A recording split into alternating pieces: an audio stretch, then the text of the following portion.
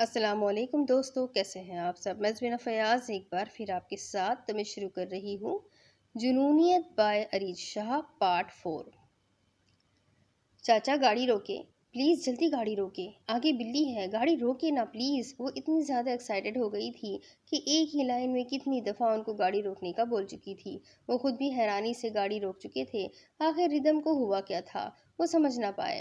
کیا ہو گیا بچے، تم ٹھیک تو ہو نا؟ وہ حیرانگی سے اسے دیکھنے لگے تھے۔ وہ انہیں کبھی بھی اپنا ڈرائیور یا نوکر نہیں سمجھتی تھی۔ وہ ہمیشہ ان کے ساتھ ان کی فرنٹ سیٹ پر ہی بیٹھتی تھی، اور اس وقت بھی وہ باہر دیکھتے ہوئے اتنی بے چینی سے ان سے کہنے لگی کہ وہ گاڑی روکنے پر مجبور ہو گئے۔ چاچا وہ دیکھیں سڑک کی سائڈ پر وہ بلی کتنی پیاری ہے، مجھے وہ بلی چاہیے، وہ بھی ابھی چاہیے، پلیز پلیز پلیز۔ وہ سڑک کے کنارے پر ایک بہت ہی چھوٹی سی معصوم روئی جیسے بالوں والی سفید بلی کو دیکھتے ہوئے ان سے کہنے لگی تھی۔ وہ خود بھی حیرانگی سے اس نیلی آنکھوں والی بلی کو دیکھ رہے تھے جو بالکل چھوٹی سی تھی اور وہ بھی بے حد خوبصورت۔ اس کا مالک کہاں ہوگا، میں دیکھتا ہوں۔ وہ تیزی سے گاڑی سے نکلتے ہوئے بلی کے پاس آئے تھے۔ بلی چلنے کے قابل نہ تھی، یقیناً وہ صرف کچھ دنوں کی تھی، لیکن اس کی خوبصورتی دیکھتے ہوئے وہ خود بھی اس کی طرف خود کو بڑھنے سے روک نہیں پائے تھے۔ معاف کیجیے گا جناب، یہ بلی میری ہے۔ وہ دراصل میں اپنے جانور کو گھر چھوڑنے گیا تھا تو راستے میں یہ بچہ گر گیا۔ ایک درمیانی عمر کا آدمی تیزی سے بھاگتا ہوا ان کے پاس آیا تھا۔ وہ خود بھی مسکراتے ہوئے بلی کا وہ معصوم سا بچہ ان کے حوالے کرنے لگے جب ردم گاڑی سے نکل آئی۔ انکل، کیا آپ یہ بلی کا بچہ مجھے دیں گے؟ آئی پرامس، میں اس کا بہت خیال رکھوں گی۔ اس نے اتنی معصومیت اور چاہت سے پوچھا تھا کہ وہ انکل اسے دیکھنے لگے۔ کیا آپ یہ بلی کا بچہ ہمیں بیچیں گے؟ ہماری بیوی جی کو یہ بچہ بہت پسند آیا ہے۔ وہ جانوروں کو اپنے پاس بالکل بھی نہیں رکھتی، لیکن اس بلی کے بچے کو دیکھ کر وہ خود کو روک نہیں پا رہی۔ اصل میں جس چیز کو وہ لے نہیں پاتی نا، اس چیز کو لے کر بہت دنوں تک بے چین رہتی ہے۔ وہ آسانی سے اس کو بھولتی نہیں۔ اگر آپ یہ بلی کا بچہ ہمیں دیتے تو ہم آپ کو منہ مانگی رقم دیں گے۔ وہ ردم کی چاہت کو سمجھتے ہوئے اس آدمی سے کہنے لگے جو بہت حسرت سے اس بلی کے بچے کو دیکھ رہی تھی۔ آپ کو یہ بلی کا بچہ چاہیے، آپ ایسے ہی رکھ لو، پیسے دینے کی ضرورت نہیں ہے۔ ان معصوم جانوروں کو سوائے محبت کے اور کیا چاہیے ہوتا ہے؟ میں ویسے بھی بہت پریشان تھا، اس کی ماں مر چکی ہے، نہ جانے میں اس کا خیال کیسے رکھوں گا۔ میرے پاس بہت جانور ہیں، میرے لیے اس کی دیکھ بھال کافی مشکل ہو جائے گی۔ اسے آپ رکھ لیں، میری طرف سے ایک تحفہ۔ وہ بلی کا بچہ بہت ہی احتیاط سے اس کی گود میں دیتے ہوئے بولے اور ساتھ ہی اس کے سر پر ہاتھ رکھا۔ وہ خوشی سے چہک اٹھی تھی، اسے یقین نہیں آ رہا تھا کہ چھوٹا سا بلی کا بچہ اب اس کا تھا، اور انکل نے اس کی چاہت کو دیکھتے ہوئے اسے فری میں دے دیا تھا۔ کتنا پیارا تھا وہ بہت خوش تھی، جبکہ ڈرائیور چاچا اس کی خوشی کو دیکھتے ہوئے بھی خوش تھے۔ یہ دودھ پیو میرا بچہ، ماما آپ کا بہت سارا خیال رکھے گی، آپ کو دودھ دے گی، آپ سے پیار کرے گی۔ وہ دودھ کے ڈبے سے دودھ فیڈر میں منتقل کرتی بڑے ہی میٹھے انداز میں باتیں کر رہی تھی۔ ڈرائیور چاچا جیسے ہی کھانا دینے کے لیے اس کے کمرے میں آئے، اس کے انداز پر بے ساختہ مسکرا دیے۔ اس نے کچھ نہیں کھایا تھا، لیکن اس وقت اسے اپنے سے زیادہ اپنے نئے بچے کے کھانے کی فکر لگ گئی تھی۔ وہ بہت پیار سے اسے گود میں بٹھائے دودھ پلا رہی تھی۔ یہ پیارا سا منظر دیکھتے ہوئے چاچا بھی مسکراتے ہوئے کھانا ٹیبل پر لگانے لگے۔ اس کا انداز بے حد کیئرنگ تھا۔ وہ پہلی بار اسے کسی سے اس حد تک پیار کرتے دیکھ رہے تھے اور انہیں بہت اچھا بھی لگ رہا تھا۔ بس وہ خوش رہے، اس سے زیادہ وہ کچھ بھی نہیں چاہتے تھے۔ اس کی خوشی ان کے لیے بہت زیادہ اہمیت رکھتی تھی۔ وہ چاہتے تھے کہ اس بچی کی زندگی میں کبھی کوئی دکھ نہ آئے۔ بلی آہستہ آہستہ دودھ پیے جا رہی تھی، وہ بھی اس سے مانوس ہو رہی تھی، جو کافی اچھی بات تھی۔ وہ اسے اپنے بیڈ پر لٹاتے ہوئے اس پر کمبل ڈال رہی تھی تاکہ اس کو سردی نہ لگے۔ اس کے اپنے اصول تھے جن کو فالو کرنا چاہتی تھی، اور اس نے یہ بھی کہہ دیا تھا کہ اس کی کٹی اس کے ساتھ ہی سوئے گی۔ فی الحال وہ اس کا نام ڈیسائیڈ نہیں کر پا رہی تھی، اسی لیے وہ اسے فی الحال کٹی کہہ کر بلا رہی تھی، اور ان سب باتوں سے ڈرائیور چاچا کو کوئی مطلب نہ تھا۔ ان کو اس کے کھانے کی فکر کھائے جا رہی تھی۔ آؤ بیٹا، پہلے کھانا کھا لو، تم اپنی کیٹی کو بعد میں دیکھ لینا۔ بلی دودھ پینے کے بعد اسی طرح بے حال سی پڑی اسے پریشان کر رہی تھی، جبکہ ڈرائیور چاچا اسے بار بار کھانا کھانے کے لیے بلا رہے تھے۔ اپنی کیٹی کو تھوڑی دیر ایسے ہی پڑے دیکھو، پہلے تو وہ پریشان ہوئی، پھر اچانک اس کی کیٹی نے لیٹے لیٹے پھر بھرپور انگڑائی لی۔ تمہاری کیٹی کا پیٹ فل ہو چکا ہے اور تم بھی کچھ کھا لو میرا بچہ۔ تمہارے نانا جان مجھے تیسری بار فون کر چکے ہیں، ان کے پھر سے کہنے پر آخری بار آخر کار وہ ان پر احسان عظیم کرتی ہوئی اٹھ کر ٹیبل کے پاس آئی تھی۔ ایسے نہیں، پہلے ٹھیک سے ہاتھ دھو کر آؤ۔ تم نے ابھی اپنی کٹی کو نہلایا ہے، اس کو صاف ستھری پرفیوم لگا دی ہے، لیکن ہے تو جانور ہی نا بیٹا۔ اسے سمجھاتے ہوئے بولے تو وہ اپنے سر پہ ہاتھ مارتی واش روم کی طرف بھاگی تھی۔ وہ شاید ضرورت سے زیادہ خوش تھی، اسی لیے آج اس سے اپنا کوئی ہوش نہیں تھا۔ وہ تو بس اپنے پیارے سے فیملی ممبر کو پا کر بے حد خوش ہو رہی تھی، اور اس کی خوشیاں اور ایکسائٹمنٹ ڈرائیور چاچا بھی بہت آسانی سے سمجھ رہے تھے۔ دوسری طرف وہ نیچے آیا تو حرم کو اپنے ٹیڈی کی گردن اور اس کی ڈیڈ باڈی الگ الگ اپنے پاس رکھے پریشان صورت بنائے دیکھا۔ وہ اس کے پاس ہی بیٹھ گیا تھا۔ کوئی بات نہیں میرا بچہ، اس دفعہ جب میں ملک سے باہر جاؤں گا میں تمہارے لیے اس سے بڑا ٹیڈی لے کر آؤں گا، بلکہ میں آن لائن آرڈر کر دیتا ہوں، تمہیں کچھ دنوں میں ہی مل جائے گا۔ وہ پیار سے اسے سمجھاتے ہوئے بولا، ضرورت نہیں ہے خداش اسے سر پر چڑھانے کی، تمہاری ہی شیخ کی وجہ سے یہ دن بدن بچی بنتی جا رہی ہے، لیکن ایک بچی نہیں ہے، 2 مہینوں میں 18 سال کی ہو جائے گی۔ اس سے مزید بگاڑنے کی ضرورت نہیں ہے، اب میں اسے کچن کا کام سکھاؤں گی، اب یہ کوئی چھوٹی بچی نہیں رہی۔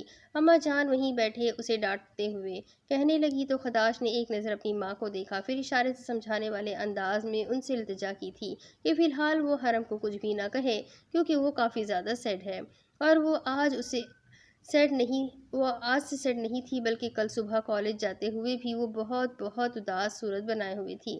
پھر واپس آ کر نہ جانے رات کو اس کو نیند کیسے آئی ہوگی، کیونکہ وہ تو اپنی ٹیڈی کے ساتھ سوتی تھی۔ خداش مجھے اشارہ کرنا بند کرو، میں نے کہہ دیا نا، اب کوئی بھالو اس گھر میں نہیں آئے گا، تم لوگوں نے اسے بالکل سر چڑھا رکھا ہے۔ ادھر اس کے دادا جان اس کی فرمائشیں پوری کیے جا رہے ہیں اور تم کھلونے دے رہے ہو۔ اب یہ بڑی ہو چکی ہے، سمجھو تم لوگ اس بات کو، بس بہت ہوا اس کی 18ویں سالگرہ گزر جائے تو اسے گھر کے کام کاج میں لگا دوں گی۔ اسے بھی اگلے گھر جانا ہے، اسے بھی بڑی ساری ہر کام میں ماہر ہے۔ ماشاءاللہ سے دیشم دیدم اور سامیہ ہر کام میں مہارت حاصل کر چکی ہے، اور یہ ابھی تک کھلونوں سے کھیلنے میں مصروف ہے۔ اماں کو آج نہ جانے اس پر کیوں غصہ آ گیا تھا، شاید اس کا ایک کھلونے کے لیے اس طرح سے اداس ہو کر بیٹھ جانا انہیں پسند نہیں آیا تھا۔ اماں جان، آپ میری بہن پر باقیوں کو فوقیت کیوں دے رہی ہیں؟ میری بہن شہزادی ہے اور کوئی ماہر نہیں ہے یہاں، آپ کی ایک ماہر کے ہاتھ کا کھانا کھا کر آ رہا ہوں میں، کتنا تیز نمک تھا کھانے میں، اور آپ میری بہن کا مقابلہ کیے جا رہی ہے۔ میری بہن ابھی بچی ہے، آہستہ آہستہ سیکھ جائے گی، سب کچھ آپ بیکار میں اس کے سر پر کیوں لاد رہی ہے؟ اتنا کچھ ابھی اس کا وقت نہیں آیا۔ وہ دیشم کو سیڑھیوں سے اترتے دیکھ کر بولا تھا، ارادہ اسے تنگ کرنے کا تھا۔ اپنے کھانے کی اس توہین پر وہ سلگ کر رہ گئی تھی۔ اگر اتنا ہی برا کھانا بناتی ہوں میں تو اب خود کیوں نہیں بنا لیتے؟ کچن تک آ ہی گئے تھے تو چولہے تک چلے جاتے، خود بنا لیتے۔ وہ غصے سے تنفن کرتی اس کے سر پر سوار ہوئی تھی۔ دیشم، کیا بدتمیزی ہے، تم کتنی بدلحاظ ہوتی جا رہی ہو۔ خداش صرف حرم کو بہلانے کے لیے ایسا بول رہا ہے، مذاق اور سنجیدہ الفاظ میں فرق تک نہیں پہچان سکتی تم؟ اماں کچن سے نکلتے ہوئے اسے سنانے لگی تھی۔ انہیں اس کا یہ بے باک اور بدتمیزانہ انداز ہرگز پسند نہیں تھا، لیکن شاید وہ کچھ سمجھنا ہی نہیں چاہتی تھی۔ بس کر دے اماں، آپ ہر وقت ان کی سائیڈ کیوں لیتی رہتی ہے؟ یہ کیا وزیر اعظم لگے ہیں کہ ہم ان کی ہر بات کو مانیں گے؟ حد ہوتی ہے کسی چیز کی، ان کا جو دل چاہتا ہے وہ کہہ دیتے ہیں، یہ سوچے بنا کہ صبح سے کچن میں کھانا بنا رہی تھی، اگر نہیں پسند تو میرا بنایا ہوا کھانا کیوں کھایا؟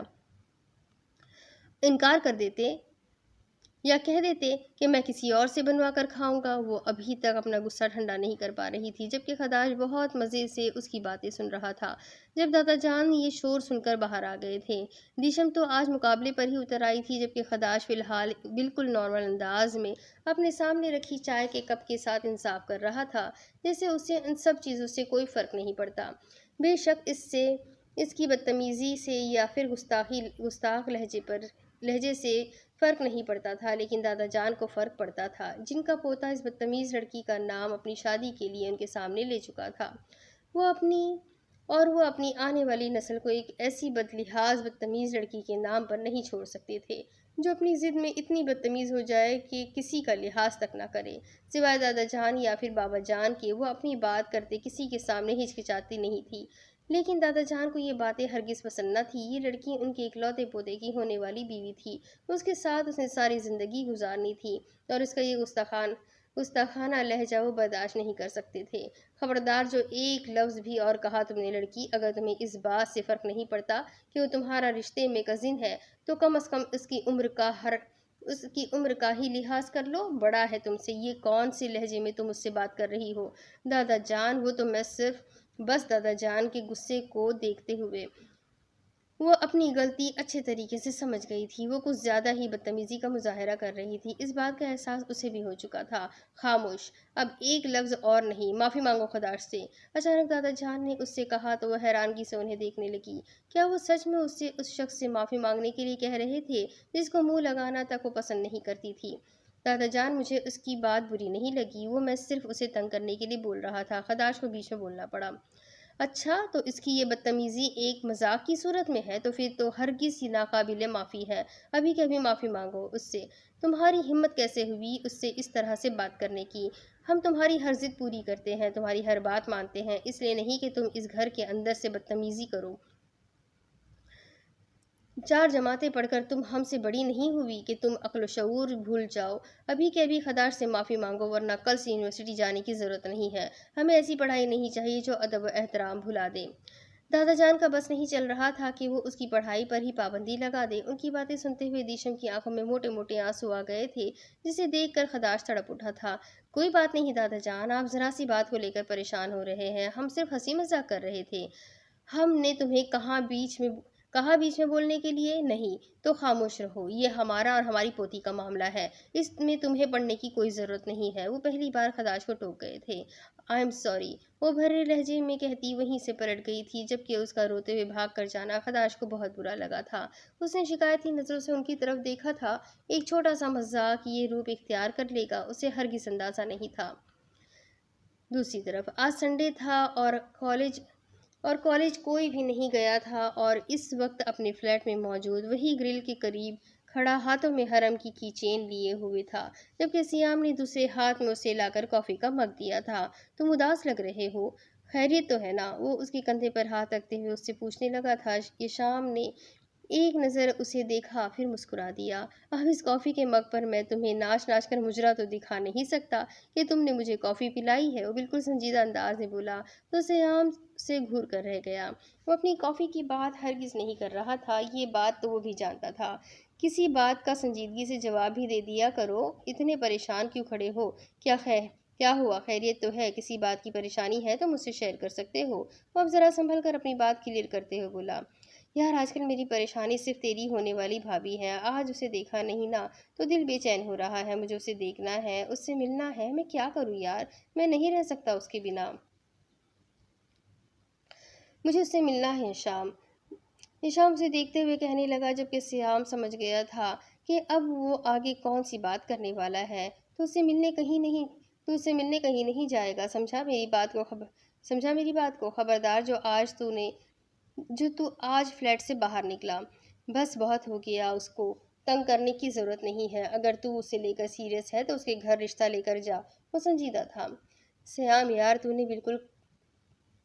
تو بالکل صحیح کہہ رہا ہے، میں ایسا ہی کروں گا، اس کو لے کر بالکل سیریس ہوں میں، اور میں کل ہی اس کے گھر رشتہ لے کر جاؤں گا، اور وہ لوگ جب مجھ سے سوال پوچھیں گے تو میں کیا جواب دوں گا یہ مجھے بتا دے۔ ان کا سوال ہوگا کہ تم کون ہو، تمہارا باپ کون ہے، ماں کا تعلق کہاں سے ہے، اور میں ان کو بتاؤں گا کہ میرا باپ تو مجھے ٹھیک سے یاد نہیں، اور میری ماں ایک کرسچن تھی جس کے اسلام قبول کر لینے کے بعد بھی اس نے اسے قبول نہیں کیا، اور مجھے یعنی کہ ہشام احمر کو لے کے ناجائز بچے کی ماں بن گئی، کیونکہ میرے باپ کا خاندان تو مجھے اپنا نام دینا ہی نہیں چاہتا تھا۔ مجھے ساری زندگی سڑکوں پر بھٹکنے کے لیے چھوڑ دیا، اور میری یہ کہانی سن کر اس کی فیملی کتنی خوش ہو جائے گی، اور فوراً ہمارا نکاح ہوگا، اور پھر اسے رخصت کر دیا جائے گا اور ہیپی اینڈنگ ہو جائے گی نا۔ وہ اس کے سامنے اس کی بات کا اصل روپ رکھ کر بولا تو سیام نے سر جھکا لیا۔ یہ زندگی اتنی آسان نہیں ہے سیام شکیل کی جتنا تم سمجھتے ہو۔ ساری زندگی خود کو ناجائز کہلوانا کتنا اذیت ناک ہے۔ مجھ سے پوچھو، خوش نصیب ہو تم کہ تمہیں تمہارے ماں باپ کا نام تو حاصل ہے۔ میرے پاس کچھ بھی نہیں ہے، میرے ساتھ صرف ایک ٹیگ لگا ہوا ہے کہ میری ماں ایک کرسچن تھی۔ وہ دنیا سے لڑی، میرے باپ کے لیے وہ اسلام قبول کرنے کے بعد بھی مسلم نہیں کہلائی، میری آنکھوں کے سامنے مر گئی وہ، اور ابھی کچھ بھی نہیں کر سکا اور ابھی کچھ بھی نہیں کر سکا، کچھ بھی نہیں۔ تجھے اس حقیقت کو قبول کرنا ہے کہ تیرا دوست بے نام و نشان ہی مجھے حرم کا رشتہ نہیں دیا جائے گا۔ نام و نشان ہے، مجھے حرم کا رشتہ نہیں دیا جائے گا کیونکہ میری کوئی پہچان نہیں ہے، اور جن لوگوں نے مجھے بے نام و پہچان کیا ہے انہیں آسانی سے چھوڑوں گا نہیں۔ اور جہاں تک بات ہے حرم کی تو وہ میری ہے، میں اسے حاصل کر لوں گا۔ اس کے لیے محبت میرے دل میں اللہ نے ڈالی ہے، اور میں اسے اللہ سے ہی مانگوں گا۔ جو اسے میرے دل میں جگہ دے سکتا ہے وہ مجھے اس کی زندگی میں بھی جگہ دے سکتا ہے۔ مجھے نہیں پتا کہ اسے حاصل کرنا آسان ہوگا یا مشکل، لیکن میں اس کے لیے دنیا سے لڑ جاؤں گا، وہ میری ہے۔ میں نے جب اسے پہلی بار دیکھا نا سیام، تو میرا دل دھڑکنا بھول گیا تھا۔ تو جانتا ہے میری حالت کیا تھی؟ میں نے اسی دن فیصلہ کر لیا تھا کہ وہ میری ہے، اسے میری زندگی میں آنا ہے، اور اسے میرا ہونے سے کوئی نہیں روک سکتا، کوئی بھی نہیں۔ اگر اسے حاصل کرنے کے لیے مجھے غلط راستہ اختیار کرنا پڑا، جو شاید مجھے کرنا پڑے گا، تو مجھے کوئی اعتراض نہیں ہے۔ وہ کہہ کر کب خالی کرتا ہے اس کے قریب رکھ کر فلیٹ سے نکل چکا تھا، جبکہ سیام خاموشی سے اسے جاتے ہوئے دیکھتا رہا۔ رات کے نہ جانے کون سا پہر اس کی آنکھ اپنی کٹی کی چیخوں سے کھلی تھی۔ وہ پریشانی سے اپنے بیڈ پر اپنی بلی کو ڈھونڈنے لگی، لیکن یہ کیا، وہاں تو کوئی بھی نہیں تھا۔ وہ جلدی سے بیڈ سے اٹھتی کھڑکی کی طرف آئی تھی، جہاں سے اسے اپنی بلی کی چیخوں کی آواز سنائی دے رہی تھی۔ تھوڑے سے فاصلے پر راہداری پر ایک کتا اس کی ننھی سی بلی کو اپنے منہ میں دبوچے کھانے جا رہا تھا۔ اس کی تو سانس ہی اٹک گئی تھی۔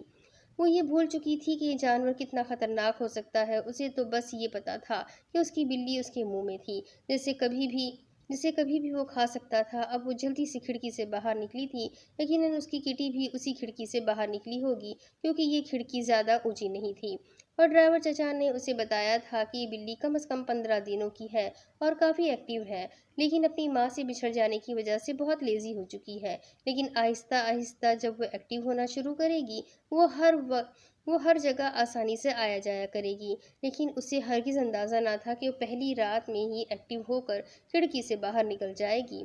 اور وہ کتے چھوڑو میری کٹی کو، وہ کتے کے سامنے کھڑی بہت غصے اور جارحانہ انداز میں وہیں پڑے ڈنڈے کو اٹھا کر اسے ڈرانے لگی تھی، جبکہ وہ کتا جو شکل سے کافی خوخار لگ رہا تھا، اس کی بلی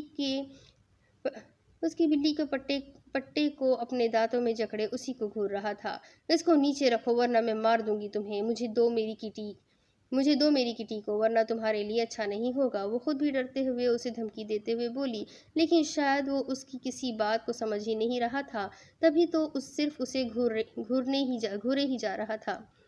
لڑکی کیوں چلائے جا رہی ہو، اور تمہاری ہمت کیسے ہوئی میرے ٹائیگر سے اس طرح سے بات کرنے کی؟ اپنی آواز نیچی رکھو، میرے ٹائیگر کو اس لب و لہجے کی عادت نہیں ہے۔ وہ تمہاری بلی کو کھا نہیں رہا بلکہ باہر چلی گئی تھی۔ تمہاری بلی کسی سڑک پر گاڑی کے نیچے نہ آ جائے یا کسی خوخار جانور کا نوالا بن جائے، اسی لیے ٹائیگر اسے لے کر آیا ہے واپس، اور تم اسی کو باتیں سنائے جا رہی ہو۔ وہ اچانک غصے سے بھرپور لہجے میں سامنے آتا اس سے بولا تھا۔ اس لڑکے کو پہچاننے میں اسے 1 سیکنڈ نہ لگا تھا۔ یہ تو وہی تھا جس کا برتھ ڈے تھا اور جسے بڑی مشکل سے مروتاً اس نے وش بھی کیا تھا، بدلے میں اس نے اسے گھورا تھا، تو یہ کتا اسی کا تھا۔ دیکھو مسٹر، مجھے نہیں پتا تمہارا ٹائیگر کیا چاہتا ہے کیا نہیں، اس سے کہو کہ میری کٹی کو چھوڑے۔ مجھے یقین ہے اگر میں یہاں نہیں آتی تو اب تک یہ اس معصوم کو کھا چکا ہوتا۔ شٹ اپ، میرا ٹائیگر بلیاں نہیں کھاتا۔ وہ اس کے منہ سے اس کی بلی کو نکالتا پھینکنے والے انداز میں اس کے پیروں کے قریب کر چکا تھا۔ اس کی ممتا تڑپ کر جاگی اور اگلے ہی لمحے تو اسے اٹھا کر اپنے سینے میں بیٹھ چکی تھی۔ میرا بچہ، آپ کو کچھ کہا تو نہیں نا؟ شکر ہے اللہ کا آپ نے مجھے جگا دیا، ورنہ یہ کتا میری معصوم سی کٹی کو کھا جاتا۔ وہ اسے اپنے ساتھ لگائے پھر سے بولی تھی، جبکہ دوسرے شخص کی آنکھوں میں ایک بار پھر سے غصہ اتر آیا تھا۔ بس بہت ہوا، بار بار اسے کتا کہہ کر اس کی توہین کر رہی ہو۔ ایک تو یہ تمہاری اس بلی کی جان بچا کر لایا ہے، اور اوپر سے تم اسی پر الزام لگا رہی ہو۔ میں تمہیں بتا چکا ہوں کہ میرا ٹائیگر بلیاں نہیں کھاتا، نہ ہی وہ بلیوں کی مما کو صفائیاں دینے کا پابند ہے، اور بہتر ہے کہ اس طرح گھوڑے بیچ کر سونے سے پہلے ایک بار اپنی بلی کو ٹھیک سے باندھ دیا کرو، تاکہ وہ کمرے سے باہر نکل کر یوں ہر جانور کے لیے کھلی تجوری بن کر نہ گھومے۔ کچھ پتا نہیں ہے کہ جانور کس طرح سے پالے جاتے ہیں، اور بڑی آئی میرے ٹائیگر پر الزام لگانے والی۔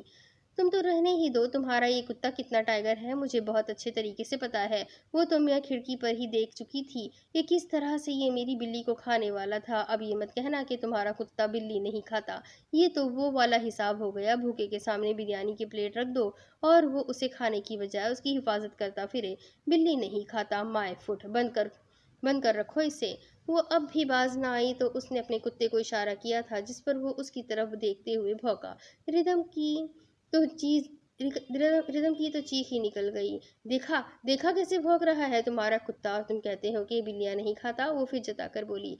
मैं अब भी यही कहूंगा कि बिल्लियां नहीं खाता, और ये तुम्हारी बिल्ली पर नहीं बल्कि तुम पर भौंक रहा है। बिल्लियां नहीं खाता, लेकिन छोटे कद लंबे बालों वाले लड़कियों को छोड़ता भी नहीं। जा टाइगर, मिटा ले अपनी भूख। अपने कुत्ते की पीठ सहलाते हुए वो यकीनन उसी को अपना शिकार बनाने के लिए कह रहा था। रिदम ने उसकी बात को समझने में ज्यादा वक्त नहीं लगाया, तभी तो अगले ही लम्हे वो वहां से भाग निकली थी, जबकि कुत्ता उसके पीछे पीछे भागने लगा। इससे पहले रिदम ने शायद ही कभी अपनी जिंदगी में इतनी स्पीड से दौड़ लगाई होगी जितनी वो उस कुत्ते के डर से लगा रही थी। बस फिर जिस तरह वो खिड़की से बाहर आई थी, उसी खिड़की से वापस अंदर घुसकर जोर से खिड़की बंद कर चुकी थी, जबकि उसके जाते ही शायजम के चेहरे पर एक भरपूर मुस्कुराहट आई थी और उसके कुत्ते टाइगर ने फखरिया अंदाज में उसकी तरफ देखा। शाबाश मेरे बच्चे, ऐसे लोगों का मुंह बंद करते हैं। अब जल्दी से आजा, एक रेस लगाते हैं। वो राहदारी से भागते हुए उसे अपने पीछे आने का इशारा करने लगा तो कुत्ता भी उसके साथ साथ भागने लगा था। आई एम रियली सॉरी दिशु आपी, आप मेरी वजह से दादा जान ने आपको इतना ज़्यादा डांटा, मुझे माफ़ कर दे प्लीज़। मैं आइंदा कभी भी नहीं करूँगी। मुझे नहीं चाहिए वापस डैडी, मैं अम्मा की हर बात मानूंगी और खाना भी बनाने की कोशिश करूँगी। प्लीज़ आप इस तरह से मत रोए। और वो उसके पास बैठी उसके आंसू साफ कर रही थी। वो जब से कमरे में आई थी दादा जान की डांट खाने की वजह से रोए जा रही थी। वो इतनी कमज़ोर तो नहीं थी कि इतनी सी बात पर रोना धोना मचाती, लेकिन अफसोस इस बात का था कि आज फिर उसे खदाश के सामने डिग्रेड किया गया था। उस पर उसकी अहमियत बताई गई थी। उसे बताया गया था कि वो इस खानदान का कितना अहम फर्द है। ज़रा सी बात को इतना खींच कर गलती उसने भी की थी, लेकिन वो उसके साथ ऐसा कैसे कर सकता था। उसे हरगिज़ ये हक हासिल न था कि वो उसके बनाए गए खाने के बारे में उल्टी सीधी बकवास करता। फिर शायद वो ये सब हरम को बहलाने के लिए बोल रहा था, लेकिन निशाना तो उसकी ज़ात बन रही थी और ये बात उसे हरगिज़ पसंद न थी कि खदाश की वजह से आज फिर उसे डांट खानी पड़ी थी। लेकिन इन सब में हरम का क्या कसूर था जो कब से मनाई जा रही थी। हरम तुम परेशान मत हो मेरा बच्चा, वो खुदा के लिए जब तक तुम 18 साल की नहीं हो जाती इन सब कामों में मत पड़ना, क्योंकि एक बार अगर तुमने इन कामों में हाथ डाल दिया तो तुम्हारी जान कभी नहीं छूटने वाली। ये चंद दिन जो मिले हैं ना, अय्याशी करो। वो उसे अपने साथ लगाते हुए हल्की फुल्की हो गई थी, जबकि हरम भी पुरसुकून थी। लेकिन दिशम ने ये ज़रूर सोच लिया था कि वो उसके टैडी के लिए कुछ न कुछ ज़रूर करेगी, क्योंकि उसके बिना वो काफ़ी मुश्किल से रह रही थी। और खदाश की इस बात से तो वो भी 100% अग्री करती थी कि वो सच में इस घर की शहजादी थी। उसकी हर ख्वाहिश पूरी होनी चाहिए थी। उसने उसके लिए बहुत सारी शॉपिंग की थी, खासकर चूड़ियाँ पाजेब उसकी शॉपिंग में सबसे ज़्यादा शामिल हुई थी, क्योंकि उसका कहना था कि ये झनकार एक सुहागन होने की निशानी है जो उसे बेहद पसंद है। अगर वो कमरे के बाहर नहीं पहन सकती तो उससे एतराज़ नहीं, लेकिन कमरे के अंदर वो हमेशा उसके हाथों और पैरों को अपने नाम की झनकार में कैद देखना चाहता है। इन सब चीज़ों के साथ साथ वो कुछ बच्चों की चीज़ें भी ले रहा था। वो थोड़ी देर के बाद बस इतना ही कहता कि ये हानि को पसंद आएगा। अब हानि कौन थी वो नहीं जानती थी, लेकिन उसे देखकर ये लग रहा था कि वो बच्चों की शॉपिंग में काफ़ी एक्सपर्ट है। उसे सब देखते हुए मज़ा आ रहा था, क्योंकि वो ज़िंदगी में पहली बार किसी आदमी को किसी छोटे बच्चे के लिए शॉपिंग करते देख रही थी। जबकि दिमाग में अचानक ख्याल आया, हो सकता है कि वो उसकी बेटी हो, लेकिन अगर ऐसा कुछ तो क्या वो अब तक उसे पता ना चला होता। वो एक तरफ से मुतमईन होकर उसे देखे जा रही थी, फिर उसकी गुफ्तगू में एक और नाम शामिल हुआ है, जन्नत।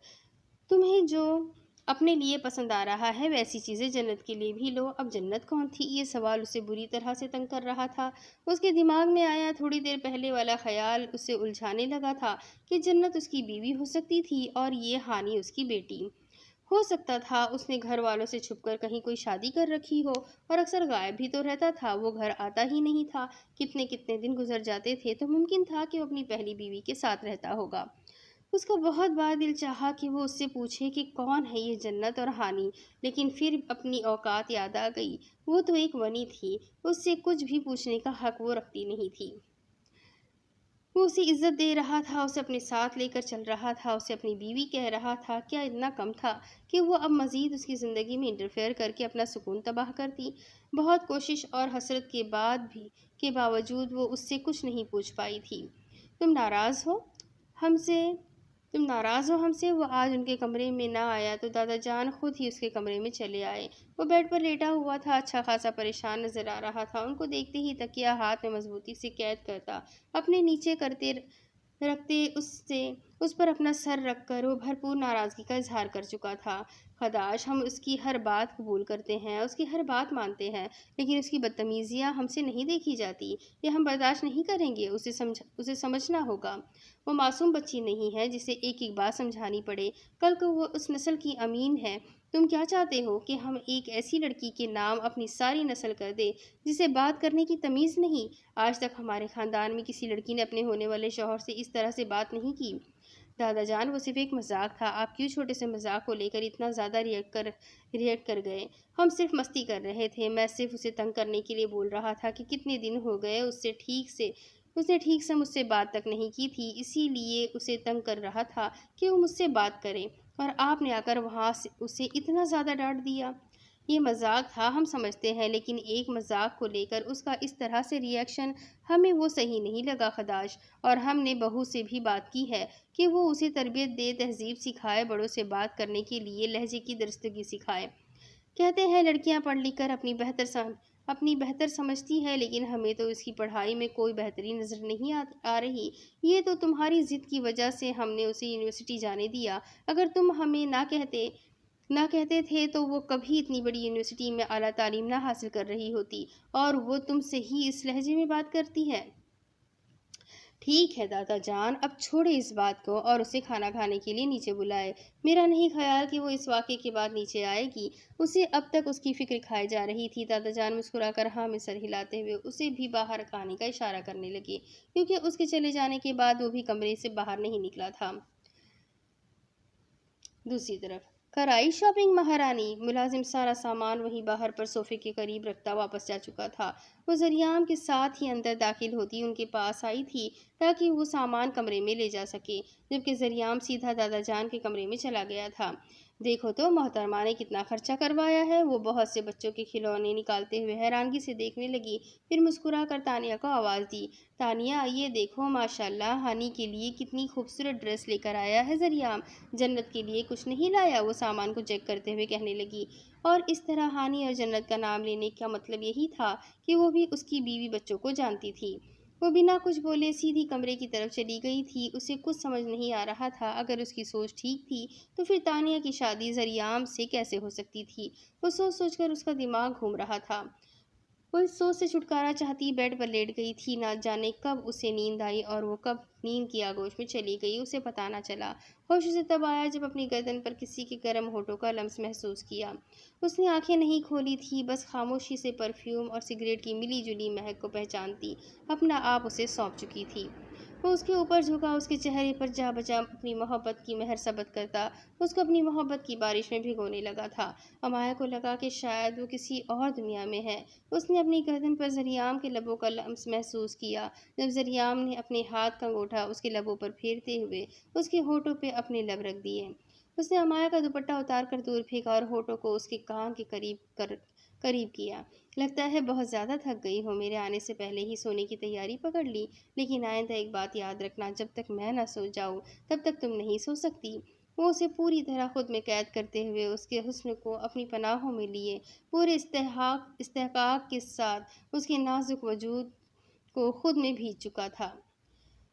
دوسری طرف یہ منظر بالکل پچھلی رات جیسا ہی تھا۔ وہ اپنی گاڑی کچھ فاصلے پر پیچھے روک کر اندھیری کی طرف قدم اٹھانے لگا اور پاؤڈر کی مدد سے واچ مین کو کچھ گھنٹوں کے لیے بے ہوش کر دیا، پھر اسی طرح احتیاط سے حویلی کے اندر داخل ہوتے وقت درخت کی طرف آیا جس پر چڑھ کر اس نے بالکنی میں چھلانگ لگائی اور پھر اوپر کی جانب گرل پکڑ کے ایک بار پھر سے اس کے کمرے میں آ گیا تھا۔ وہ آہستہ آہستہ اس کے بیڈ کے قریب آتا، وہی چھوٹے اسٹول کو کھینچ کر اس کے بالکل قریب بیٹھ کر اسے دیکھنے لگا۔ اس کے بال اس کے حسین چہرے کو پوری طرح سے چھپائے ہوئے تھے۔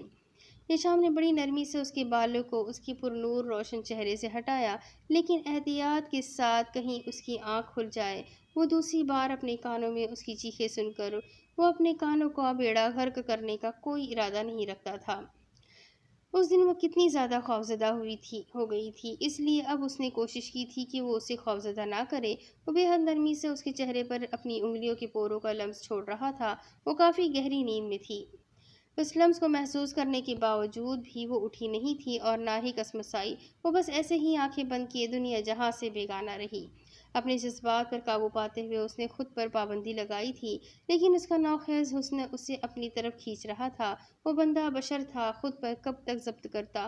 سامنے کوئی غیر نہیں، اس کی محبوب ترین ہستی تھی۔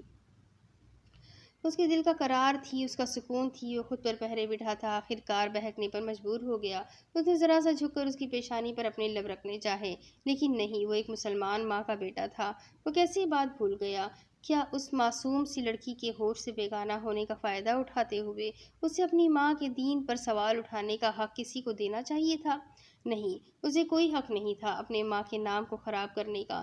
وہ ماں جو خود کو مسلمان ثابت کرتے کرتے مر گئی، کیوں اس کو اگلے جہان میں شرمندہ کرنے لگا تھا؟ کیوں؟ نہیں، ایسا نہیں کر سکتا تھا۔ وہ اٹھ کر وہیں سے پلٹ گیا تھا۔ حرم اب تک ہوش و حواس کی دنیا سے بیگانہ پڑی تھی۔ اس کا اتنا جلدی واپس جانے کا ارادہ نہیں تھا۔ وہ تو نہ جانے کتنی دیر اسے دیکھنا چاہتا تھا، لیکن نہیں، وہ یہاں نہیں رک سکتا تھا، کیونکہ وہ جانتا تھا کہ اگر یہاں رکے گا تو اس کے دل میں ضرور اسے کچھ غلط کرنے پر اکسائے گا، اور وہ ایسا نہیں کر سکتا تھا۔ وہ بہک نہیں سکتا تھا۔ حرم کو چھونے کے لیے، اسے محسوس کرنے کے لیے، اس کے پاس جانے کے لیے وہ اس کے حق اپنے نام محفوظ کرنا چاہتا تھا، اور وہ جلد ہی فیصلہ کرنا چاہتا تھا۔ دور کہیں سے اذانوں کی آواز آ رہی تھی۔ اسے اپنے بے حد قریب دیکھتے ہوئے وہ اس کا ہاتھ خود سے ہٹانے کی کوشش کرنے لگی، لیکن اس نے اتنی شدت سے اسے خود میں قید کر رکھا تھا کہ اس کی یہ کوشش بری طرح سے ناکام ہوئی تھی۔ زریام کا سر اس وقت اس کی گردن پر تھا، اور وہ ذرا سا ہلی تو اس کے لب اس نے اپنی گردن پر سرکتے ہوئے محسوس کیے۔ اس کے پورے بدن میں ایک سنسناہٹ سی ہوئی تھی۔ اس نے جلدی سے اپنا چہرہ زریام سے پیچھے کرتے ہوئے اس کے چہرے کو دیکھا تھا۔ بہت وجیح پرسنالٹی کا مالک تھا وہ۔ اس بات میں کوئی شک نہیں تھا کہ وہ بہت پرکشش انسان تھا۔ کوئی بھی اسے ایک دفعہ دیکھ لے تو آسانی سے اس کے چہرے پر سے نظر نہیں ہٹا سکتا تھا۔ کتنی ہی دیر وہ اس کے چہرے کے کھڑے مغرور نقوش میں کھوئی رہی تھی۔ ایک پل کے لیے وہ خود کو خوش قسمت تصور کرنے لگی۔ یہ خوبصورت انسان اس کا مقدر تھا، لیکن کیا اس کا دل بھی اتنا ہی خوبصورت تھا جتنا اس کا چہرہ؟ کیا یہ سب کچھ جو وہ اسے دے رہا تھا وہ اپنے دل کی مکمل رضامندی سے دے رہا تھا؟ کیا وہ اسے اپنی بیوی کا مقام اپنی مرضی سے دے رہا تھا، یا صرف وقتی جذبات کے ہاتھوں مجبور ہو کر اس کے قریب آ رہا تھا؟ اسے سمجھ نہیں آ رہا تھا۔ وہ شخص نفس کا غلام تو نہیں لگتا تھا۔ اس کی پرسنالٹی دیکھتے ہوئے وہ اس بات کا اندازہ بہت اچھے طریقے سے لگا سکتی تھی کہ اسے لڑکیوں کی کمی نہیں تھی، اور وہ جنت کے بارے میں کچھ الٹا سیدھا نہیں سوچنا چاہتی تھی۔ فی الحال اسے پتہ نہ تھا کہ جنت کون ہے۔ جنت کے بارے میں اپنی طرف سے کچھ بھی اخذ کر کے بعد میں شرمندہ ہونے سے بہتر تھا کہ وہ اس موضوع کو وقت پر چھوڑ دے۔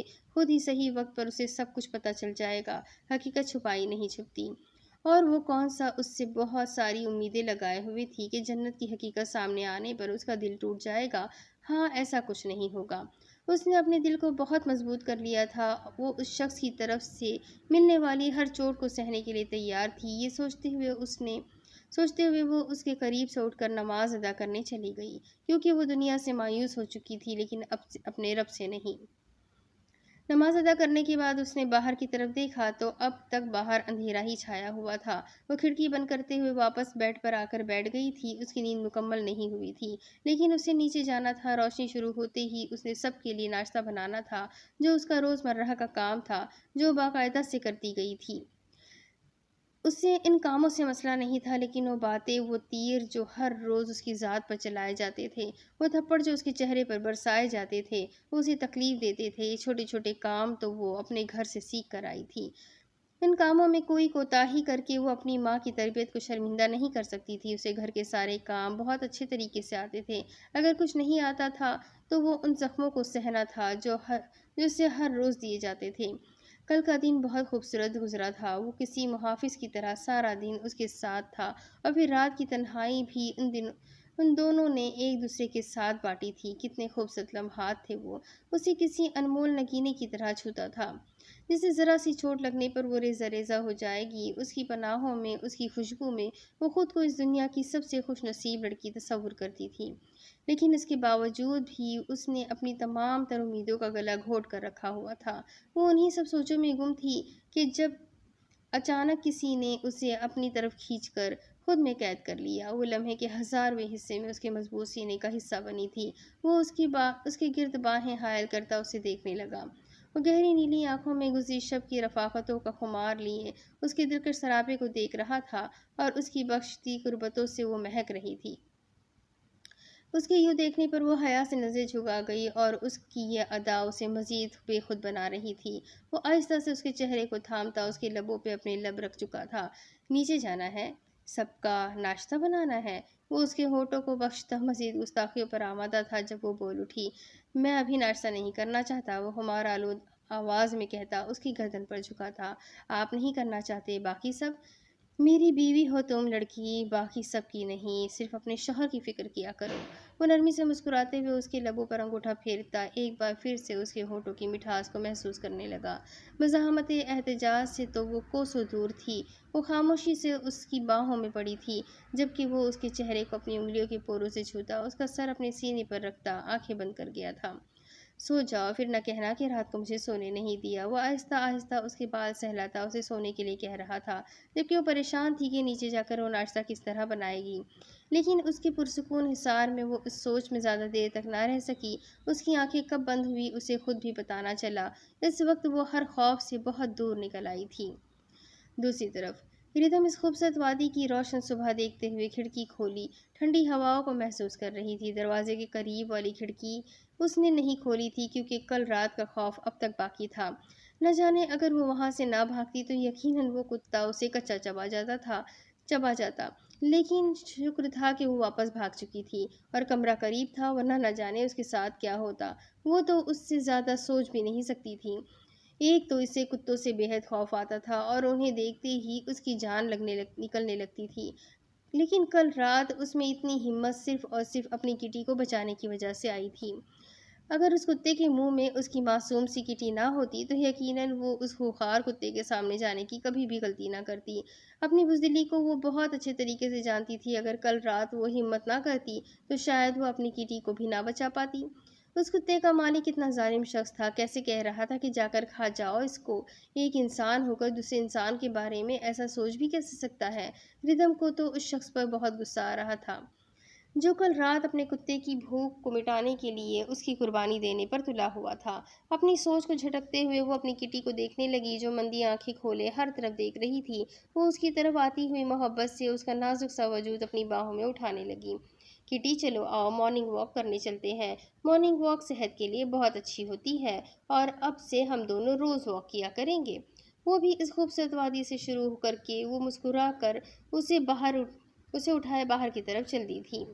آہستہ آہستہ چلتی وہ سب سے پہلے ڈرائیور چاچا کے کمرے کے پاس آئی تھی جو ایک کمرہ چھوڑ کر آگے تھا۔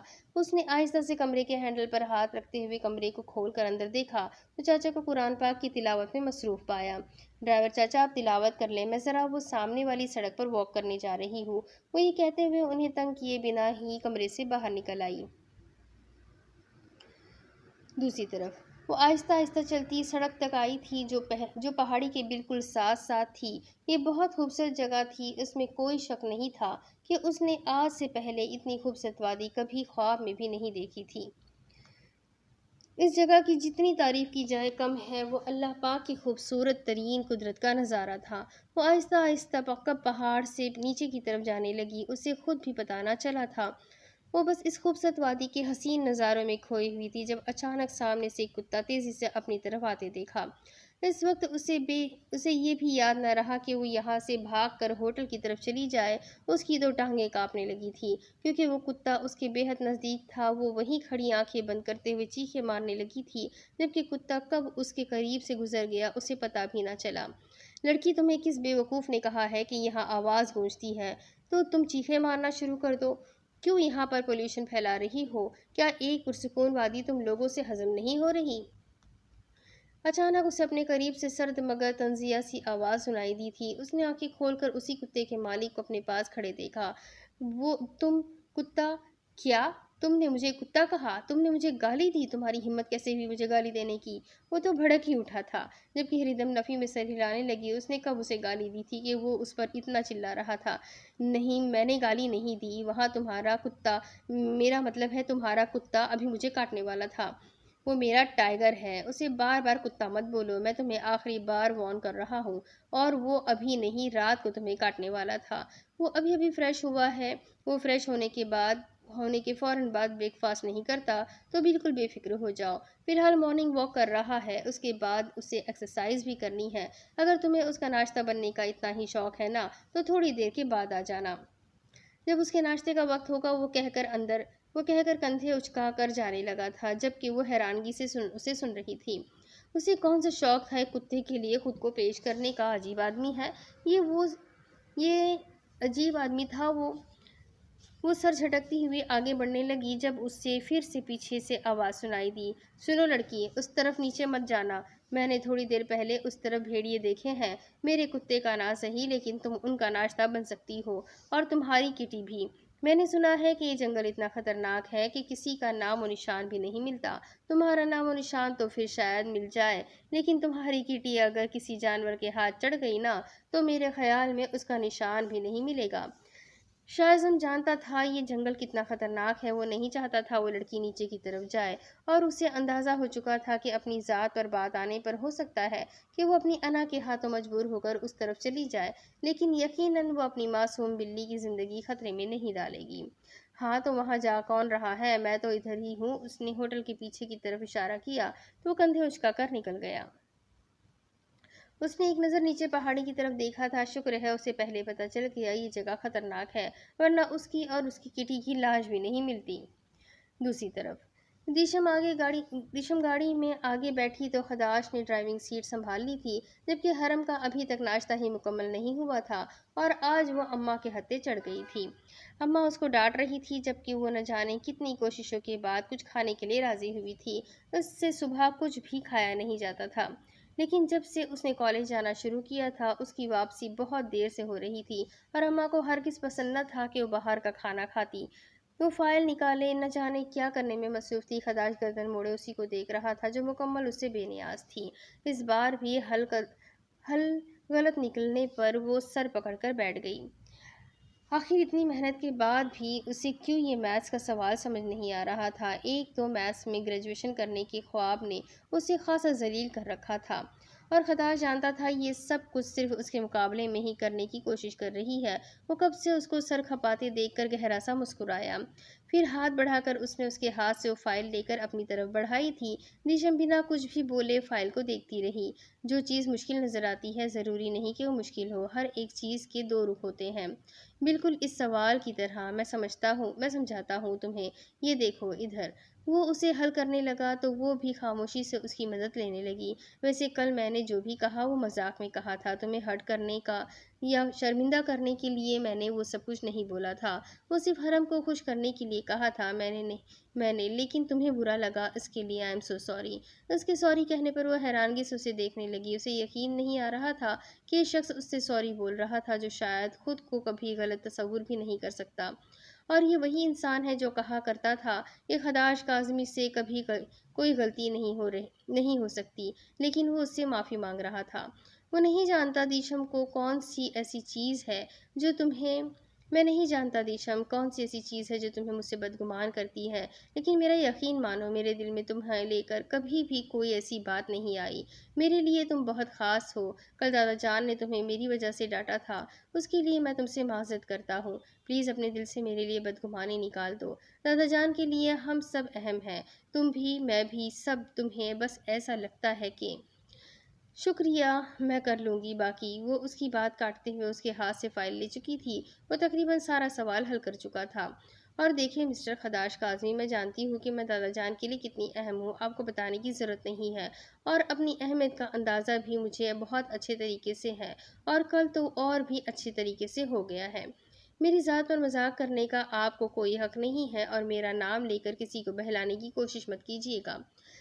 پلیز یہ جو آپ پتہ نہیں کس طرح خود کو مجھ سے معافی مانگنے پر مجبور کر رہے ہیں مت کریں، کیونکہ مجھے اندازہ ہی نہیں کہ میں آپ کو کون سی بات پر معاف کروں۔ آپ نے مجھ سے بہت کچھ چھینا ہے جو اب زندگی میں مجھے کبھی واپس نہیں مل سکتا، اور نہ ہی میں واپس کبھی حاصل کرنا چاہتی ہوں۔ تو یہ جو کسک میرے دل میں ہے نا، یہ کبھی نہیں نکل سکتی۔ نہ آپ اپنا معیار گرائے اور نہ ہی اپنی ناک نیچی کریں۔ اس سب کے پیچھے جو وجہ ہے وہ بتا دیں مجھے تاکہ مجھے آپ کی اصل بات سمجھ میں آئے۔ وہ فائل ایک طرف رکھتے ہوئے سیٹ کی پشت سے ٹیک لگاتے اس سے پوچھنے لگی تھی۔ خداش آہ بھر کر رہ گیا۔ وہ اس کی بات کو پیار سے سمجھنے والی تو نہ تھی۔ دادا جان کو سوری بول دو، ان سے کہو کہ جو کچھ تم انجانے میں کر دیتی ہو اس کے لیے معذرت خواہ ہو، اور آئندہ ایسی کوئی غلطی نہیں کرو گی جس سے ان کا دل دکھے۔ وہ اسے دیکھتے ہوئے اپنی بات مکمل کر چکا تھا، جبکہ وہ حیرانگی سے اسے سن رہی تھی۔ اور اس نے کب دادا جان کا دل دکھایا تھا، کب ان سے کچھ ایسا کہا تھا جس سے وہ ہرٹ ہو جائے؟ میں نے اب ایسی کون سی غلطی کر دی جس کی وجہ سے مجھے دادا جان سے معافی مانگنی پڑے گی؟ وہ اسے گھورتے ہوئے بولا۔ اس نے پھر سے دادا جان کے دل میں اس کے لیے کوئی بات تو نہیں ڈال دی تھی؟ اس کا پہلا شک اسی پر جاتا تھا۔ تم نے کچھ نہیں کیا، لیکن پچھلے کچھ وقت سے تم جو کچھ کرتی رہی ہو، ضد کرتی ہو، ہر بات پر ڈٹ جاتی ہو۔ دادا جان کو یہ ساری چیزیں پسند نہیں ہیں۔ ان سب چیزوں کی وجہ سے وہ ہمارے مستقبل کو لے کر کافی پریشان ہے۔ تم ایک بار ان سے معذرت کر لو تاکہ دادا جان کی پریشانی کچھ کم ہو سکے۔ ابھی تک دادا جان نے خداش کی پسند کے بارے میں کسی کو نہیں بتایا تھا، خداش کیا سوچ رہا ہے، اور اب وہ دیشم کو لے کر کافی پریشان تھے۔ لیکن رات انہوں نے کہا تھا کہ اگر دیشم آگے بھی ایسی ہی حرکتیں کرے گی تو اس بات کو یہیں ختم کر دیں گے، یہ سوچے بغیر کہ وہ لڑکی ان کے پوتے کی خواہش ہے۔ ہمارا مستقبل، وہ ساری باتوں میں سے بس یہ دو لفظ پکڑ کر رہ گئی تھی۔ ہمارا مستقبل مطلب ہم سب کا مستقبل دادا جان کی سوچیں ہم سب کے ساتھ جڑی ہوئی ہے۔ اس کا دل تو چاہا تھا کہ آس پاس پڑی کوئی بھاری چیز اس کے سر پر دے مارے تاکہ اس کی عقل ٹھکانے آ جائے، لیکن وہ ایسا نہیں کر سکتا تھا۔ ہاں، یہ لڑکی تو خداش کاظمی کے دل پر حکومت کرتی تھی، اسے تو 7 خون بھی معاف تھے۔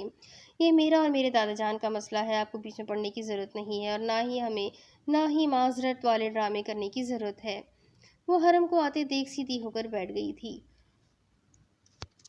تمہیں میری ذات سے اتنی چڑ کیوں ہے؟ اس نے پوچھا، لیکن حرم ڈور کھول چکی تھی، اس لیے اس کے سوال کا جواب بیچ میں ہی رہ گیا تھا، جبکہ وہ اسے گھور کر گاڑی سٹارٹ کرنے لگا تھا۔ اس لڑکی کو سمجھانا اس کے بس میں تو ہرگز نہیں تھا۔ دوسری طرف وہ آہستہ آہستہ چلتی ہوٹل کے پیچھے کی جانب آ گئی تھی جہاں پر اس نے شائزم کے سامنے جانے کا اشارہ کیا تھا۔ اس نے بالکل وہی راہ لی تھی، اس کی گود میں اس کی چھوٹی سی بلی بھی تھی۔ یہ نظارہ بھی بے حد خوبصورت تھا۔ اس ہوٹل کو چاروں طرف کی خوبصورتی کے مناظر ظاہر کرنے کے لیے یہاں پر بنایا گیا تھا۔ وہ آہستہ آہستہ چلتی پہاڑی کے قریب آتی نیچے کی جانب دیکھنے لگی، جب اچانک اس کا دھیان تھوڑے فاصلے پر ایک لڑکے کی طرف گیا جو بری طرح سے رو رہا تھا۔ وہ کوئی بچہ تو نہ تھا جو اس طرح سے روتا تو اگنور کر کے چلی جاتی، یہ تو کوئی 27-28 سال کا آدمی تھا، اور اس عمر میں اس طرح بچوں کی طرح رونا اسے بہت کچھ سوچنے پر مجبور کر گیا تھا۔ لیکن اس نے نوٹ کیا وہ آدمی شاید وہاں کسی مقصد سے کھڑا تھا۔ وہ بار بار نیچے کی طرف دیکھتا اور بری طرح سے رونے لگتا ہے۔ اسے سمجھنے میں زیادہ دیر نہ لگی تھی کہ وہ آدمی وہاں پر خودکشی کرنے کے لیے آیا ہوا ہے۔ وہ اپنی کٹی کو زمین پر نیچے اتارتی تقریباً بھاگتے ہوئے اس آدمی کے پاس پہنچی تھی۔ یہ تم کیا کر رہے ہو؟ تمہارا دماغ تو خراب نہیں ہو گیا؟ وہ اسے سوال کرنے لگی اور ساتھ ہی اس کا بازو بھی پکڑ کر اسے نیچے لانے کی کوشش کرنے لگی۔ مجھے چھوڑ دو، نہیں جینا چاہتا میں، مر جانا چاہتا ہوں، اس مطلبی دنیا سے ہمیشہ کے لیے چلا جانا چاہتا ہوں، مجھے جانے دو۔ وہ اپنا ہاتھ کھینچ رہا تھا جبکہ ردم ہر ممکن کوشش کر رہی تھی اس کو وہاں سے نیچے اتارنے کی۔ دیکھو پلیز نیچے آ جاؤ، تم پاگل تو نہیں ہو گئے؟ یہ تم کیا کرنے جا رہے ہو؟ دیکھو یہ زندگی اللہ پاک کی امانت ہے، تم اسے اس سے ختم کرنے کا کوئی حق نہیں رکھتے، میں تمہیں ایسا کوئی قدم نہیں اٹھانے دوں گی۔ وہ اس کا ہاتھ تھامے اسے نیچے گھسیٹ رہی تھی۔ وہ آخرکار وہ اس کے زور آزمانے پر نیچے کی طرف گر گیا تھا۔ اس نے سکون کا سانس لیا جبکہ وہ آدمی وہیں زمین پر بیٹھا پھوٹ پھوٹ کر رونے لگا۔ تم ٹھیک ہو نا؟ تم اس طرح سے کیوں رو رہے ہو؟ اور تم نے اتنا بڑا فیصلہ کیوں کیا؟ زندگی کوئی مذاق ہے کیا؟ تم تو وہی ہو نا جو کل رات کو وہاں پر اس لڑکی کے ساتھ کتنے خوش تھے، تم گانا بھی گا رہے تھے، وہاں آگ کے آگے پیچھے تم انجوائے کر رہے تھے، اس لڑکی کے لیے گانے گا رہے تھے، اور اب یہاں پاگلوں کی طرح رو رہے ہو؟ وہ پریشانی سے اسے سوال کر جواب کرنے لگی، کیونکہ وہ اس لڑکے کو برسوں سے جانتی تھی۔ وہ روز شام کو وہاں آگ کے پاس ہوٹل کے ساتھ بیٹھ کر ایک کافی ماڈرن لڑکی کے لیے گانے گاتا تھا۔ ان لوگوں کی پوری ٹیم یہاں آئی ہوئی تھی۔ اس نے روتے ہوئے ہاں میں سر ہلایا تو ردھم اس کے پاس ہی بیٹھ گئی۔ دوسری طرف اس کی آنکھ کھلی تو اس نے زریام کو اپنے آس پاس کہیں بھی نہیں پایا۔ وہ کہاں چلا گیا تھا اور وہ کتنی دیر تک سوتی رہی؟ وہ اٹھ کر جلدی سے دوپٹہ لیتی واش روم میں آئی، منہ ہاتھ دھو کر اسے باہر کی طرف دوڑ لگائی تھی۔ نہ جانے سب نے اس کے بارے میں کیا سوچا ہوگا۔ وہ تیز تیز قدم اٹھاتے تقریباً بھاگتے ہوئے نیچے آئی تھی جب نیچے سب کی آواز سنائی دی۔ زریام ایک چھوٹی سی بچی کے پیچھے بھاگ رہا تھا جو ہاتھ میں اپنا ننھا سا ٹیڈی لیے اسے دینے کے لیے رکی، اور جیسے ہی زریام اس کے پاس پہنچا اس نے پھر سے دوڑ لگا دی۔ بچی مشکل سے 2-2.5 سال کی لگ رہی تھی۔ نہ جانے کون تھی اور اتنے سارے لوگ، اس نے تو پہلے ان سب کو حویلی میں نہیں دیکھا تھا، لیکن ان کا انداز بتا رہا تھا کہ وہ اسی حویلی کے فرد ہیں۔ ان میں سے ایک عورت اٹھ کر کمرے میں گئی جبکہ باقی وہیں براجمان سب سے باتوں میں مصروف تھے۔ ایک بزرگ عورت تھی جو دادا کے پہلو میں براجمان تھی، جبکہ ایک لڑکی تھی جو بہت خوبصورت تھی، اس کی عمر شاید 25 کے قریب ہوگی۔ یہ سب کون تھے اس کو بالکل سمجھ میں نہیں آ رہا تھا۔ کھل گئی آنکھ، اب نیچے تشریف لے آئیں گی آپ بی بی جی؟ چاچی کی غصے سے بھرپور آواز اس کے کانوں میں گونجی تو اس نے تیزی سے قدم نیچے کی طرف بڑھائے تھے۔ جا کر چائے بنا کر لاؤ، وہ اسے بے حد غصے سے کہتے ہوئے وہاں سے جانے کا اشارہ کر رہی تھی۔ اس نے فوراً سر ہاں میں ہلاتے ہوئے وہاں سے بھاگنا چاہا۔ رک جائے چاچی جان، یہ کون سا طریقہ ہے؟ پہلے اسے سب گھر والوں سے متعارف تو کروائے، وہ اس گھر کا حصہ ہے، کوئی نوکر نہیں جو آپ اسے اس طرح سے بات کر رہی ہے۔ یہاں آؤ لڑکی۔ امایا یہ ہماری دادی جان ہے۔ وہ اس کا ہاتھ تھام کر اسے دادی جان کے پاس لے کر آیا۔ دادی جان نے اسے دیکھ کر کوئی بھی رسپانس نہ دیا تو اس نے خود ہی آہستہ سے لیکن بے حد محبت کے ساتھ ان کا ہاتھ تھام کر امایا کے سر پر رکھا تھا۔ دادی جان، یہ لڑکی میری بیوی ہے، آپ کی بہو، ادھر آؤ، یہ میرے بابا ہے۔ اس نے اب وہیں بیٹھے آدمی کی طرف دیکھتے ہوئے اسے ان کے سامنے سر رکھنے کا اشارہ کیا تھا۔ وہ فوراً اس کے حکم کی تکمیل کرتی ان کے سامنے آ چکی تھی۔ پتہ نہیں کیسے لیکن وہ بھی اس کے سر پہ ہاتھ رکھ چکے تھے، جبکہ وہ مسکراتا ہوا دروازے کے قریب کھڑی اپنی ماں کو دیکھتے ہوئے اس کا ہاتھ تھام کر اسے اپنی ماں کے سامنے لے گیا تھا، اور یہ وہ پہلا چہرہ تھا جو اسے چاہت سے دیکھ رہا تھا۔ انہوں نے مسکراتے ہوئے اسے اپنے سینے سے لگایا اور اس کے ماتھے پر بوسہ دیا تھا۔ ماشاءاللہ، میری بہو بہت حسین ہے، اللہ پاک تمہیں نظر بد سے بچائے اور تم دونوں کی جوڑی ہمیشہ سلامت رکھے۔ وہ اسے اپنے ساتھ لگاتی بے حد کم آواز میں دعائیں دے رہی تھی جبکہ چاچی جان پہلو بدل رہی تھی۔ یقیناً انہیں اس لڑکی سے نفرت تھی، لیکن آج ان کی جیٹھانی کی محبت دیکھ کر ان کی نفرت 100 گنا بڑھ گئی تھی۔ اور یہ جنت ہے، اور اسے اس لڑکی کے سامنے لے کر جاتے ہوئے اپنے موبائل کو دیکھنے لگا جہاں پر ضروری کال آ رہی تھی۔ تم اس سے ملو، میں ذرا فون اٹینڈ کر کے آتا ہوں، وہ کہہ کر تیزی سے باہر نکلا تھا جب چاچی نے قدم اس کی طرف بڑھاتے ہوئے اس کا ہاتھ دبوچ کر اسے کچن کی طرف پھینکا تھا۔ بس بہت ہو گیا میل ملاپ، اب جاؤ چائے بنانے کے لیے، زیادہ سر پر چڑھنے کی ضرورت نہیں ہے۔ بنی ہو کر آئی ہے یہ لڑکی، اور ہمارا بیٹا اس بات کو قبول ہی نہیں کر رہا، لیکن میں اس لڑکی کو اس گھر کی بہو نہیں بننے دوں گی، کیونکہ یہ لڑکی میرے بیٹے کی قاتل کی بہن ہے۔ آپ لوگ یہ ساری باتیں بھول چکے ہوں گے لیکن میں نہیں بھول سکتی، میرا بچہ تھا وہ، میں نے جنم دیا تھا اسے، اس کے خون کو معاف کر کے آپ اس لڑکی کو قبول نہیں کر سکتے۔ ان کا اشارہ صاف منیحہ بیگم کی طرف تھا جو اس سے ملتے ہوئے اسے دعائیں دے رہی تھی۔ بشرا، قاتل اس کا بھائی ہے، یہ نہیں، اور یہ ونی کیا ہے؟ میں نہیں سمجھتی، ہمارے مذہب میں نکاح کا حکم ہے اور میرے بیٹے نے اس لڑکی سے نکاح کیا ہے۔ بے شک ہمارے پوتے نے اس لڑکی سے نکاح کیا ہے، لیکن اس کی اوقات وہی رہے گی جو ایک ونی کی ہونی چاہیے۔ کوئی اس رسم کو مانے یا نہ مانے، لیکن ہم مانتے ہیں، اور اس گھر میں وہی ہوگا جو ہم چاہتے ہیں۔ اسی لیے تمہیں واپس بلایا ہے۔ بڑی بہو، اپنے بیٹے کو سمجھا دو۔ اگر وہ اس ونی کے ساتھ رہنا چاہتا ہے تو ہمیں کوئی اعتراض نہیں۔ وہ اس لڑکی کے ساتھ رہ سکتا ہے، لیکن اس خاندان کا وارث صرف اور صرف ایک خاندانی لڑکی ہی پیدا کرے گی۔ ہم کسی ونی کے باطن سے اپنا وارث اس دنیا میں نہیں آنے دیں گے، وہ غصے سے کہتے وہاں سے نکل چکے تھے، جبکہ ان سب کی باتوں کو سمجھے بغیر وہ کانپے جا رہی تھی۔ دادا جان کی شے پا کر چاچی پرسکون ہوئی تھی، جبکہ دروازے پر کھڑی تانیہ بھی اطمینان سے مسکرا رہی تھی۔ وہ مرے مرے قدموں سے چلتے کچن کی طرف جانے لگی تھی جب اچانک اس بچی کے رونے کی آواز سنائی دی۔ اس نے مڑ کر دیکھا تو جنت نے اسے اٹھا کر سنبھالنے کی کوشش کر رہی تھی، جبکہ وہ بار بار باہر کی طرف اشارہ کر رہی تھی جہاں سے تھوڑی دیر پہلے ذریعہ باہر نکلا تھا۔ شاید وہ گھر سے کہیں باہر چلا گیا تھا۔ لگتا ہے تم بہت مصروف ہو۔ میرا ارادہ تو تم سے بہت ساری باتیں کرنے کا تھا۔ چلو بعد میں صحیح، فی الحال تو چاچی جان کچھ زیادہ ہی غصے میں نظر آ رہی ہے۔ میں ذرا ہانی کا دودھ بنانے کے لیے آئی ہوں۔ ابھی تھوڑی دیر میں اس کو بھوک لگ جائے گی تو گھر سر پر اٹھا لے گی۔ رو رو کر اس کو نہ ذریعہ کے علاوہ اور کوئی نہیں سنبھال سکتا۔ جنت اس کے پیچھے آئی تھی۔ وہ حیرانی سے دیکھنے لگی۔ اس کے سامنے ہی وہ جلدی جلدی اپنی بیٹی کا دودھ بنانے لگ گئی تھی۔ اس کے چہرے پر خوبصورت مسکراہٹ تھی۔ زاہدہ، تم یہاں کھڑی کیا کر رہی ہو؟ ہاتھ بٹاؤ اس کا، وہ سارا کام اکیلے کرے گی کیا؟ اس نے غصے سے زاہدہ کی طرف دیکھا جو ایک طرف کھڑی اسے حکم سنا رہی تھی۔ جنت کو اس کا انداز بہت برا لگا تھا۔ وہ چھوٹی بی بی جی نے منع کر رکھا ہے، انہوں نے کہا ہے کہ اس کی مدد کرنے کی کوئی ضرورت نہیں ہے، یہ سارے کام اس پر ہی لاگو ہے۔ وہ جلدی سے بولی تھی، یہ سارے کام اس پر کیوں لاگو ہے؟ یہ سارے کام تمہارے ہیں، تنخواہ تم لیتی ہو، یہ نہیں۔ یہ سب کچھ تو کرنا تمہارا فرض ہے۔ اگر سب کچھ اسے کرنا ہے تو ہم تنخواہ تمہیں کیوں دیتے ہیں؟ اور یہ اس کیا ہوتا ہے؟ یہ اس گھر کی بہو ہے، ذریعہ شاہ کی بیوی ہے، تم اسے اس طرح بے ادبی سے کیسے بلا سکتی ہو؟ ٹھیک ہے تم عمر میں اس سے بڑی ہو، لیکن تمہاری جیب کا خرچہ اس کے شوہر کی جیب سے نکلتا ہے۔ تمہیں تنخواہ ذریعہ شاہ دیتا ہے، یہ بات میں تمہیں دوبارہ نہ بتاؤں؟ اب کھڑی میرا منہ کیا دیکھ رہی ہو؟ بناؤ سب کے لیے کھانا۔ وہ غصے سے اسے گھورتی ہوئی بولی تو زاہدہ فوراً ہی اس کے ہاتھ سے بیلن لے چکی تھی۔ تم کافی دیر سے کر رہی ہو کام، جاؤ تم فریش ہو کر آ جاؤ، تب تک کے لیے یہ کھانا تیار کر دے گی۔ یہ کیا تم نے بال نہیں بنائے؟ یہ بے ترتیبی ذریعہ کو بہت بری لگتی ہے۔ جاؤ جلدی سے جاؤ اور اچھے سے تیار ہو کر آؤ۔ یہ کیا شکل بنا رکھی ہے تم نے؟ ابھی تک تو تمہاری شادی کو 2 مہینے بھی نہیں ہوئے، اس طرح سے شوہر کے دل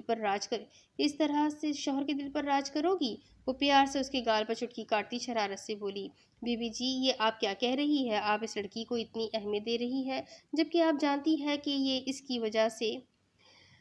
اب میرے سامنے باقی شاہ کا نام مت لینا زاہدہ۔ میں دیکھ رہی ہوں کہ جب سے میں واپس آئی ہوں تم باقی شاہ کو زیادہ یاد کر رہی ہو۔ باقی شاہ کی موت آئی تھی اور وہ مر گیا، اس میں اس لڑکی کا کوئی قصور نہیں ہے، اور میرے خیال میں ذریعہ نے تھوڑی دیر پہلے باہر بھی یہی بات کی تھی۔ میں ملازموں کے سامنے ایسی باتیں دہرانا پسند نہیں کرتی، تو بہتر ہے کہ وہ کام کرو جس کے لیے تمہیں یہاں رکھا گیا ہے۔ یہاں کے معاملوں میں انٹرفیئر کرنے کی ضرورت نہیں ہے، ورنہ اس حویلی میں بھی انٹر کرنے کے قابل نہیں بچو گی۔ تم ابھی تک میری شکل کیا دیکھ رہی ہو؟ جاؤ جلدی سے تیار ہو کر آؤ۔ وہ اسے دیکھ کر پھر بولی تو امایا ہاں میں سر ہلاتی جلدی سے کچن سے نکلتی سیڑھیاں چڑھتی اوپر کی جانب جانے لگی۔ اب اس کے آگے کی کہانی میں آپ کو اگلی قسط میں سناؤں گی کہ آگے اس کہانی میں اور کیا لکھا ہے، آگے اور کیا کیا ہونا باقی ہے۔ بہت ہی انٹرسٹنگ، بہت ہی مزیدار سٹوری ہے۔ آئی ہوپ آپ سب کو بھی پسند آ رہی ہوگی۔ اگر پسند آ رہی ہے تو جلدی سے ویڈیو کو لائک کر دے، بیل آئیکن کو دبا دے، چینل کو سبسکرائب کر دے اور اپنے کانٹیکٹس میں شیئر ضرور کریں۔ تو ملتے ہیں اگلے ویڈیو میں، تب تک کے لیے اپنا خوب سارا خیال رکھیں، مجھے بھی دعاؤں میں یاد رکھیں۔ اللہ حافظ۔